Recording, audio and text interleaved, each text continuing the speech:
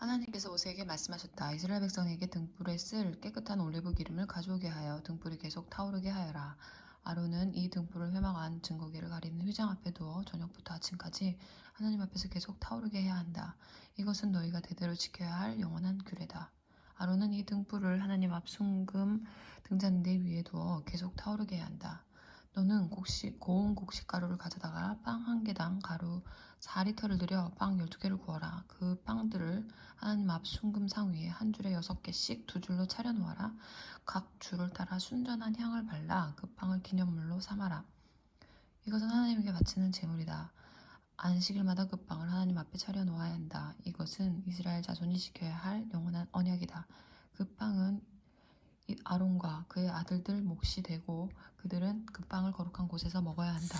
그 빵은 하나님에게 바친 제물에서 온 것으로 그들의 목 가운데서도 지극히 거룩한 것이다. 이것은 영원히 지켜야 할 규례다. 어머니는 이스라엘 사람이고 아버지는 이집트 사람인 한 남자가 있었다. 하루는 그가 외출하여 이스라엘 사람들에게로 갔는데 진 안에서 그와 어떤 이스라엘 사람 사이에 싸움이 일어났다. 그 이스라엘 여인의 아들이 하나님의 이름을 모독하고 저주했다. 그러자 사람들이 그를 끌고 모세에게로 왔다. 그의 어머니 이름은 슬로밋인데 단지파 디브리의 딸이었다. 사람들은 그를 가두어두고 하나님의 뜻이 그들에게 드러나기를 기다렸다. 하나님께서 모세에게 말씀하셨다. 하나님을 모독한 그 자를 진 밖으로 끌어내라. 그가 한 말을 들은 사람은 모두 그의 머리에 손을 얹은 다음 온 회중이 그를 돌로 쳐서 죽여라. 너는 이스라엘 자손에게 이렇게 일러주어라. 누구든지 하나님을 저주한 자는 그 책임을 져야 한다. 누구든지 하나님의 이름을 모독한 자는 사형에 처해야 한다. 온 회중이 그를 돌로 쳐서 죽여야 한다. 외국인이든 본국인이든 하나님의 이름을 모독한 자는 사형에 처해야 한다. 누구든지 사람을 때려 죽게 한 사람은 사형에 처해야 한다. 다른 사람의 짐승을 죽인 사람은 그것을 물어주어야 한다. 생명은 생명으로 갚아야 한다. 누구든지 이웃에게 상처를 입힌 사람은 자신이 입힌 만큼 되받게 될 것이다. 골절에는 골절로, 눈에는 눈으로, 이에는 이로 되받게 될 것이다. 이웃에게 상처를 입힌 만큼 그 자신도 상처를 입게 될 것이다. 짐승을 때려 죽게 한 자는 그것을 물어주어야 한다. 그러나 사람을 때려 죽게 한 사람은 사형에 처해야 한다. 여기에 예외는 없다. 외국인이나 본국인에게나 같은 법이 적용된다. 나는 하나님, 너희 하나님이다. 모세가 이렇게 이스라엘 백성에게 말하자 그들은 하나님을 모독한 자를 진 밖으로 끌어내어 돌로 쳐서 죽였다. 이스라엘 백성은 하나님께서 모세에게 명령하신 대로 행했다. 하나님께서 시내산에서 모세에게 말씀하셨다. 너는 이스라엘 백성에게 전하여라. 그들에게 이렇게 일러주어라. 내가 너희에게 주는 땅에 들어가면 그 땅도 하나님 앞에서 안식하게 하여라. 너희는 6해 동안 밭에 씨를 뿌리고 포도밭을 가꾸고 수확물을 거두드려라. 그러나 7째 해에는 그 땅이 하나님 앞에서 안식 곧 온전하고 완전한 쉼을 얻게 해야 한다. 너희는 밭에 씨를 뿌려서도 안 되고 포도밭을 가꾸어서도 안 된다. 사생하는 것을 거두어들이지도 말고 돌보지 않은 포도나무의 열매를 수확하지도 마라. 그 땅은 한 해 동안 온전하고 완전한 쉼을 얻을 것이다. 안식년 동안 그 땅에서 자생하는 것은 너희가 먹어도 된다. 너희와 너희 남종과 여종과 너희 품꾼과 너희 땅에서 사는 외국인은 물론이고 너희의 가축과 그의 땅의 들짐승도 그것을 먹을 수 있다. 그 땅에서 자생하는 것은 무엇이든 먹어도 된다. 안식년을 7번 곧 7회를 7번 세어라. 안식년이 7번이면 49회가 된다. 7째 달 10일 곧 속죄일에 순양의 뿔로 만든 나팔을 크게 울려라. 나팔 소리가 온 땅에 울려 퍼지게 하여라. 너희는 50년이 되는 해를 거룩한 해로 정하고 온 땅에 사는 모든 사람에게 자유를 선포하여라.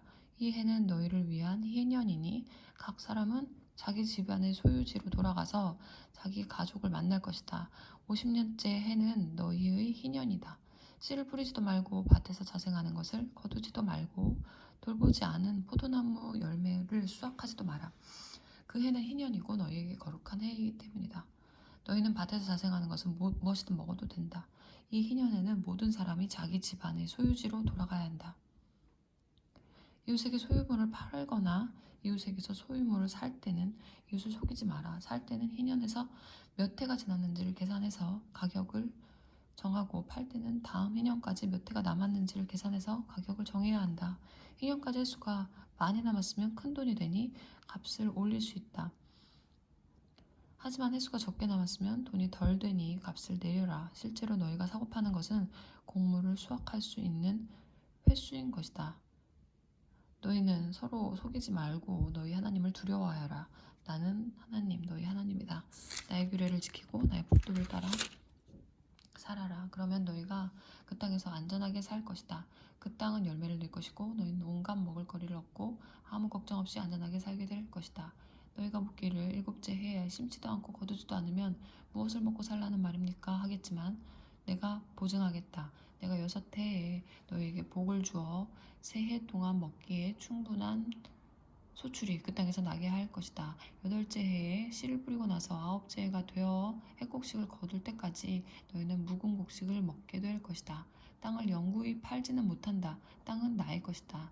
너희는 다만 외국인이요 나의 소작인일 뿐이다. 너희는 너희가 소유한 땅을 누군가가 되살 수 있는 권리를 보장해야 한다. 내 형제 가운데 하나가 가난하게 되어 자기 땅의 일부를 팔아야 할 경우 그 친척 가운데 가장 가까운 사람이 나서서 자기 형제가 판 땅을 되사야 한다. 땅을 되사 줄 친척이 없는 사람이라도 나중에 성공해서 그 땅을 되살 만큼 충분한 돈을 벌었으면 그 사람은 자신이 땅을 판 뒤로 사용된 땅의 가치를 계산해서 남은 땅 값을 땅을 산 사람에게 지불하면 된다. 그렇게 해서 그는 자신의 소유의 땅으로 돌아갈 수 있다. 그러나 되살 만큼 돈을 벌지 못했으면 그가 판 땅은 희년이 될 때까지 그 땅을 산 사람의 소유로 남는다. 희년이 되면 땅은 원래의 주인에게 돌아갈 것이다. 그때 그는 자기 땅으로 돌아가 그 땅에서 살아갈 수 있다. 성과 안에 있는 집을 판 경우 판지 한 해가 다 차기까지는 되살 권리가 있다. 한 해 동안은 언제든 되살 수 있다. 하지만 한 해가 지나도록 되사지 못하면 그 집은 영원히 구입한 사람과 그 자손의 소유가 된다. 그 집은 희년이 되어도 원래의 주인에게 돌아가지 않는다. 그러나 성곽이 없는 마을에 있는 집은 밭과 마찬가지로 처리할 것이다. 그 집은 언제든 되살 수 있고 희년에는 원래의 주인에게 돌아가야 한다. 레위인 성읍의 경우에는 성읍 안에 있는 그들 소유의 집은 언제든 되살 수 있다. 레위인의 집은 그들 소유의 성읍에서 판 것이면 언제든 되살 수 있고 희년이 되면 원래의 주인에게 돌아간다. 레위인의 성읍에 있는 집은 이스라엘 백성 가운데 있는 그들의 재산이기 때문이다. 레위인의 성읍에 속한 목초지는 그들의 영원한 소유지이므로 팔 수 없다. 너희 형제 가운데 누가 가난하게 되어 자기 힘으로 살아가지 못하는 사람이 있으면 외국인이나 손님을 돕듯이 그를 도와주어라. 그래서 그가 너희 동네에서 계속 살 수 있게 해주어라. 그에게 이자를 받아 돈을 벌려고 하지 마라. 너희 하나님을 경외하는 마음으로 너희 형제가 너희와 한 동네에서 함께 살 수 있게 해주어라.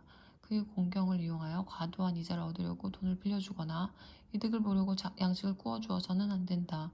나는 가나안 땅을 너희에게 주어 너희 하나님이 되려고 너희를 이집트에서 이끌어낸 너희 하나님이다. 너희 형제 가운데 누가 가난하게 되어 자신의 몸을 너희에게 팔아야 할 경우 그를 종부리듯 하지 말고 풍분이나 너희 가운데 머무는 손님처럼 대하여라. 1년이 될 때까지 그가 너를 위해 일할 것이다. 1년이 되면 그는 자녀와 함께 마음 놓고 자기 친척과 조상의 땅으로 돌아갈 수 있다. 이스라엘 백성은 내가 이집트에서 이끌어낸 나의 종이니 절대 종으로 팔 수 없다. 너희는 그를 가혹하게 부리지 마라. 너희는 하나님을 두려워하여라. 너희가 소유할 수 있는 남종과 여종은 주변 나라에서 온 사람들이어야 한다. 주변 나라로부터 종을 사들이는 것은 괜찮다. 일시적으로 너희와 함께 사는 외국인 노동자의 자녀들은 사들여도 된다.